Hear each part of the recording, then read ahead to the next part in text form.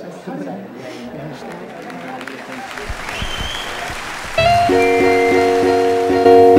watching Hidden Coast Surf Online, private surf coaching in Nosara, Costa Rica. For more details, please visit hiddencoastsurf.com.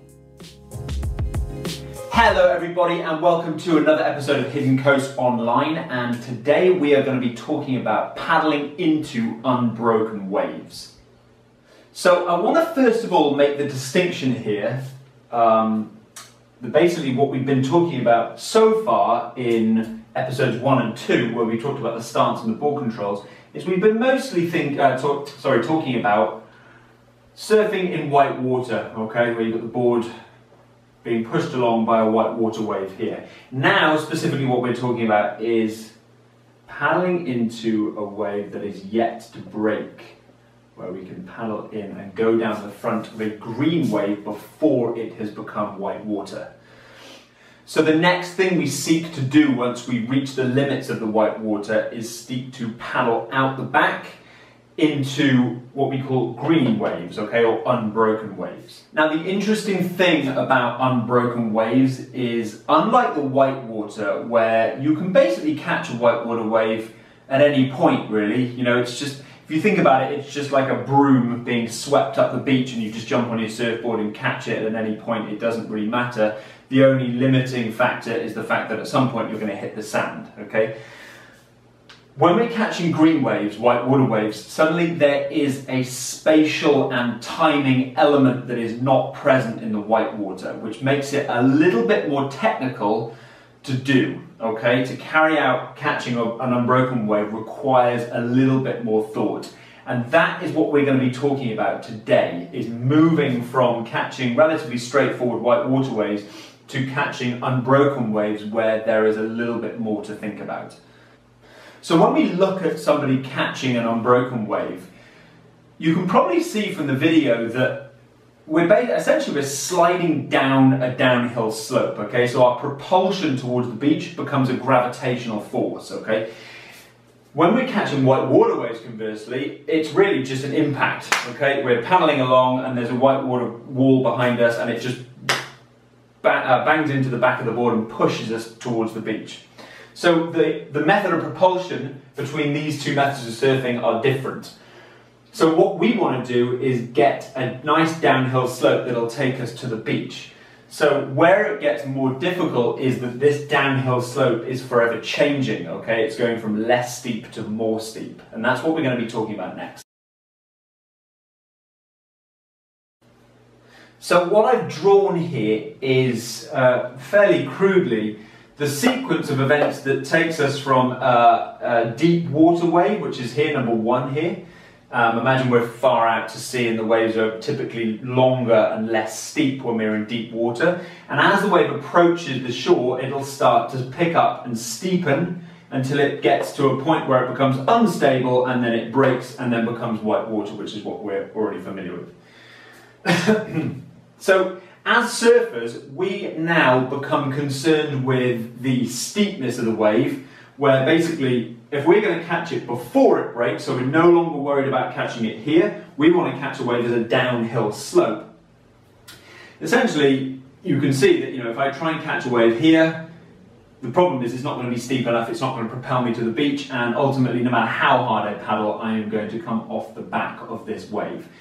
Here, maybe I'll catch it, but it's going to take a lot of effort, okay? And here, in number 3, this is quite a nice steepness where, so long as I paddle correctly, I'm going to paddle into this wave relatively easily, drop down the face, and go all the way to the beach, okay?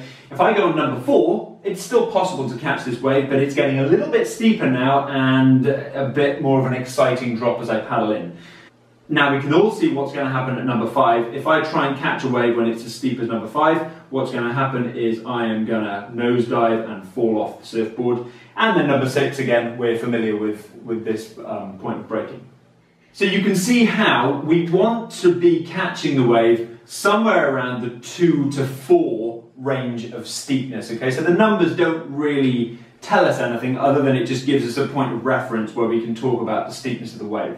So number 1 is too steep, number 5 is too steep, number 3 is just right, and number 2 and number 4 are the outliers where it's possible to catch the wave, but it's a bit more challenging. So now we've established that the steepness of the wave needs to be a 3 from our scale, okay? So not too soft and not too steep.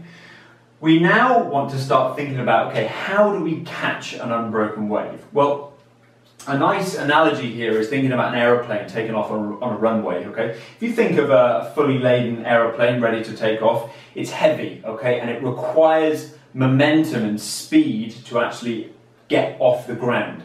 And that's exactly the same with a surfboard, okay? So what we are looking to do is with a wave behind you, when you're looking to paddle into a wave, you want to start getting some momentum going by paddling, so that when the wave picks you up and you start going downhill, then it's easy to catch the wave because you already have some pace, and so the wave can easily push you towards the beach. So we're going to say that imagine there's a wave behind us and we want to be out in front of it with some distance between the back of the board and the wave, so that we have time to put in, I'm going to say 3, 4, 5 or 6 paddles before the wave arrives, okay? And ideally about 5 paddles. That gives you enough time, 1, 2, 3, 4, 5, to allow the combined weight of the surfboard and your body weight to actually start to pick up some pace, right? Typically, in my experience, it takes about 4 or 5 paddles to get up to full paddling speed.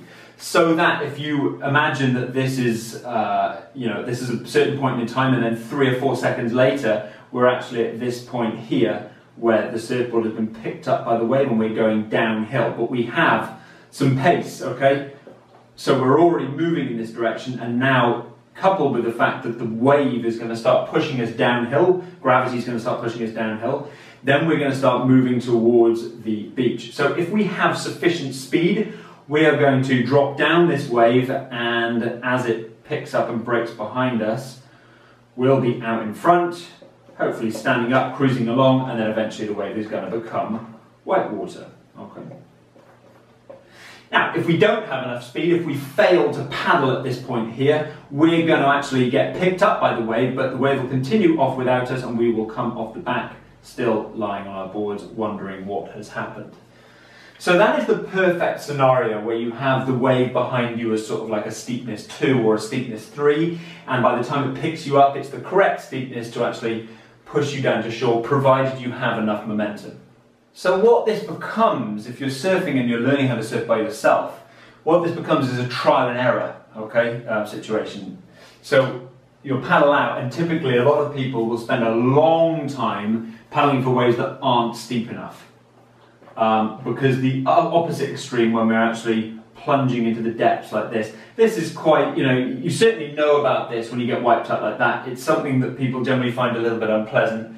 And so people spend a lot of time making sure they avoid nosediving and spend a lot of time paddling endlessly for waves that aren't steep enough. So let's imagine you've done a little bit of practice with that, okay, and you're finding that you're dropping into these waves nicely. Typically what people will do is they will wait till they get to this, till they slide to the bottom of the wave before standing up, and that's absolutely fine when you're first starting out, okay? So we wait till we get to the bottom and then safely stand up, and typically the wave is going to build behind you and eventually become white water and break, and then we're going to be stood up in the white water like this, okay? So that's absolutely fine to do at first. What we want to do, or we want to aim to do, is eventually stand up once we've caught the wave at the top and drop down the wave on our feet. Now once you've caught a few of these unbroken waves, eventually what happens is first of all, it tends to be a little bit daunting catching an unbroken wave. That's why it's nice to go out typically on a small day, and it's really nice to go out with some kind of surf instructor or surf coach to help you with the timing and the spatial part of it. But eventually what happens is your own judgment will start to take over, and at first everything will seem a little bit bewildering, and then eventually after a bit of practice you'll be looking at a wave coming in, you'll think, yeah, that's about the correct steepness, and you turn around to the beach and paddle, and then stand up on the drop and come down into the white water. And it'll start to normalize, and you'll start to become pretty comfortable with the whole process. And so once you find that you're comfortably paddling into waves, popping up at the top and dropping down in good stance, then we move on to the next video, which is where things get quite interesting, where we talk about angling the takeoff and actually traversing left and right across the open face of the wave, so that we can start to think about surfing down the line of an unbroken wave. A really, really exciting part of surfing, and so that's what we're going to be talking about in our next video, number 4.